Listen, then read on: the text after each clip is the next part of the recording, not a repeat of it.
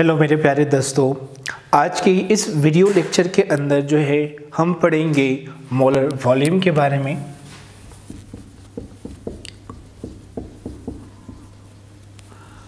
अब molar volume क्या है?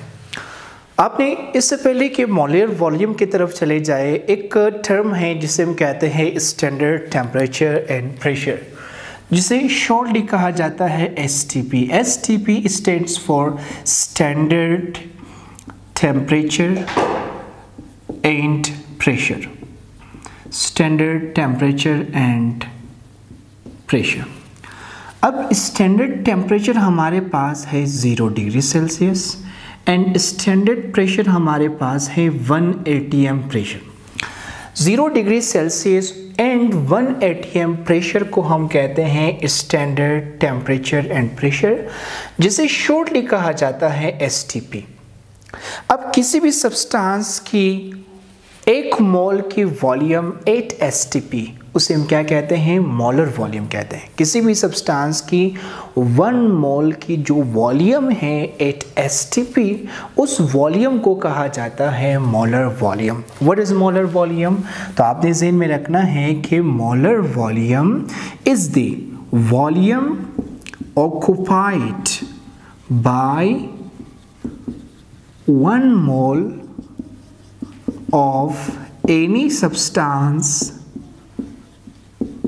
8 STP।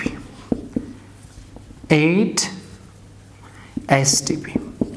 किसी भी सब्सटेंस की 1 मोल STP के ऊपर कितना वॉल्यूम ऑक्युपाई करता है, उस वॉल्यूम को कहा जाता है मोलर वॉल्यूम। किसी भी सब्सटेंस की 1 मोल की जो वॉल्यूम होती है at standard temperature and pressure, उस वॉल्यूम को कहा जाता है मोलर वॉल्यूम।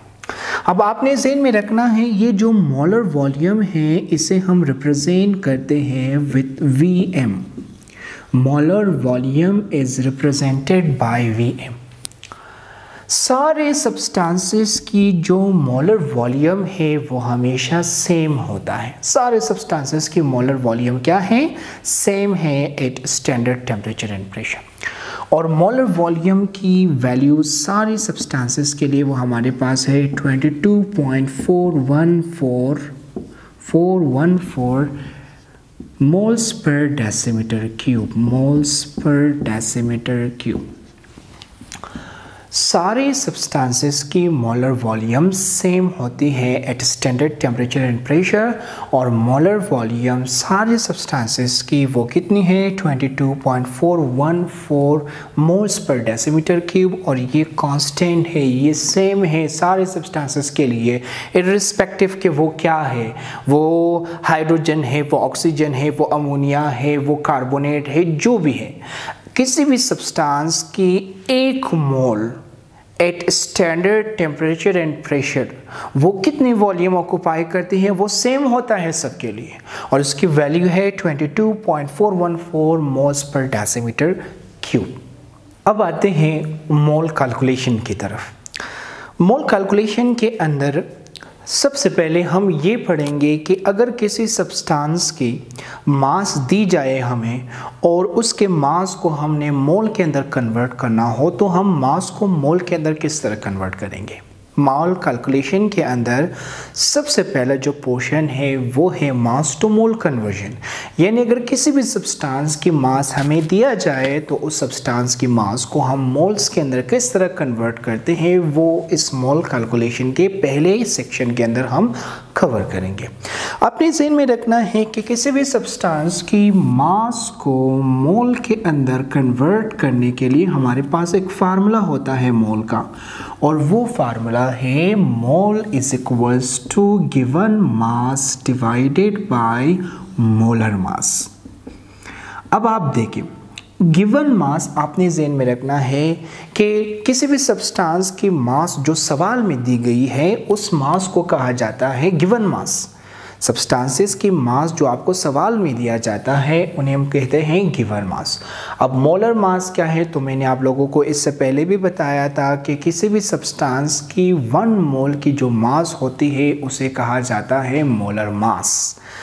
या इससे पहले ये भी मैंने आपको इसका डिफिनेशन दिया था पिछले लेक्चर में। अगर आपने नहीं देखा है तो वो वीडियो आप पहले जाकर देखें, उसमें मैंने मोलर मास की जो है पूरी डिफिनेशन और कैलकुलेशन वहाँ पर समझाया था। दोबारा आपके लिए एक छोटा सा डिफिनेशन देता हूँ कि मोलर मास क्या है। जब भी आप एटॉमिक मास को या मॉलिक्यूलर मास को एमयू की जगह ग्राम्स में रिप्रेजेंट करेंगे तो उसे कहा जाता है मोलर मास।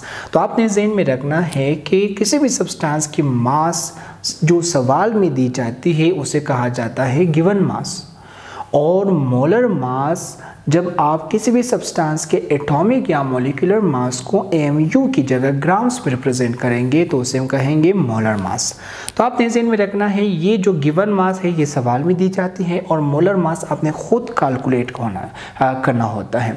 ये दो चीज़ें जब आपके पास इनकी वैल्यूज़ होंगे तो उनको डिवाइड करके आप क्या हासिल कर सकते हो, मोल हासिल कर सकते हो, यानी बेसिकली आप मास को मोल के अंदर कन्वर्ट कर सकते हो। So this is the formula for the conversion of mass into मोल। अब आते हैं एक सवाल की तरफ, और इस सवाल के अंदर हम इसी फार्मूला को इस्तेमाल करेंगे।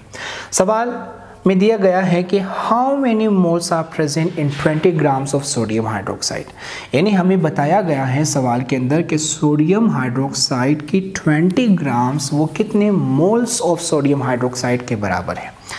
तो इस चीज़ की कैलकुलेशन के लिए हम सबसे पहले क्या बनाते हैं, डेटा बनाते हैं। डेटा में आपने नॉन और अननोन जो क्वांटिटीज़ हैं वो क्वांटिटी जिसकी वैल्यू और वो क्वांटिटी जिसकी वैल्यू आपको मालूम नहीं है, इन दोनों क्वांटिटीज़ की वैल्यू को आपने इन दोनों क्वांटिटीज़ को आपने डेटा के अंदर क्या करना होता है, मेंशन करना होता है। तो सबसे पहले हम नॉन क्वांटिटी की वैल्यू मेंशन करेंगे। नॉन क्वांटिटी हमारे पास क्या है, जी ग्राम्स को रिप्रेजेंट कर रहा है, और ग्राम किस चीज़ का यूनिट है, gram is the unit of mass. It means कि सवाल में हमें सोडियम हाइड्रोक्साइड का मास दिया गया है, तो हम लिखेंगे मास ऑफ सोडियम हाइड्रोक्साइड, वो कितना है 20 ग्राम्स। सवाल में पूछा क्या गया है, सवाल में ये पूछा गया है कि how many moles are present, यानी आपने सोडियम हाइड्रोक्साइड का मोल्स कैलकुलेट करना है। Number of moles of sodium hydroxide, ये चीज़ आपने कैलकुलेट करना है। मास दिया है उसका और मोल्स आपने क्या करना है, कैलकुलेट करना है। अब मास को मोल के अंदर कन्वर्ट करने के लिए उसके लिए एक फार्मूला है, वो फार्मूला हमारे पास क्या है। सोल्यूशन की तरफ आते हैं। सोल्यूशन में सबसे पहले हम अपने फार्मूला को अप्लाई करेंगे।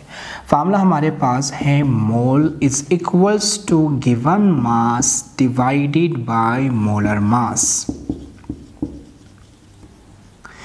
मोल is equals to given mass, मैंने आपको इससे पहले भी बताया था कि किसी भी सब्सटेंस की मास जो हमें सवाल में दिया जाता है उसे हम कहते हैं गिवन मास। अब सोडियम हाइड्रोक्साइड की मास हमें सवाल में दिया गया है 20 ग्राम्स, तो ये सोडियम हाइड्रोक्साइड की कौन सी मास होगी, गिवन मास। तो आप ऊपर पुट कर ले given mass which is equals to 20 grams. Sodium hydroxide की मोलर मास आपने खुद कैलकुलेट करना होता है। सोडियम हाइड्रोक्साइड की मोलर मास मैं यहाँ पर आपके लिए कैलकुलेट करता हूँ। मोलर मास को कैलकुलेट करने के लिए किसी भी सब्सटेंस की सबसे पहले आपने फार्मूला लिखना होता है। अब देखते हैं, सोडियम की मास है 23 प्लस ऑक्सीजन की मास है 16 प्लस हाइड्रोजन की मास है 1। इन सब को जब हम जमा करेंगे तो इसकी वैल्यू आएगी 40 ग्राम्स पर मोल के बराबर। तो आपने जो है मोलर मास कैलकुलेट की सोडियम हाइड्रोक्साइड के, तो इस फार्मूले के अंदर उसकी मोलर मास की वैल्यू पुट कर ली, वो है 40 ग्राम्स पर मोल। अब ग्राम के साथ ग्राम कट गया, 21 से 20, 22 से 40, 1 divided by 2 is equals to 0.5। यहाँ पर कौन सा यूनिट बचा है, mole. So 20 grams of sodium hydroxide is equals to 0.5 mole. अब आप देखिए कि हमने सोडियम हाइड्रोक्साइड की मास को किस चीज़ के अंदर कन्वर्ट किया, मोल्स के अंदर कन्वर्ट किया। तो आपने ज़हन में रखना है कि किसी भी वक्त अगर आपको मास दिया गया हो और आपसे पूछा जाए कि आपने जो है मास को मोल के अंदर कन्वर्ट करना है, तो मास को मोल के अंदर कन्वर्ट करने के लिए मोस का कौन सा फार्मूला इस्तेमाल होता है? Mole is equal to given mass divided by molar mass.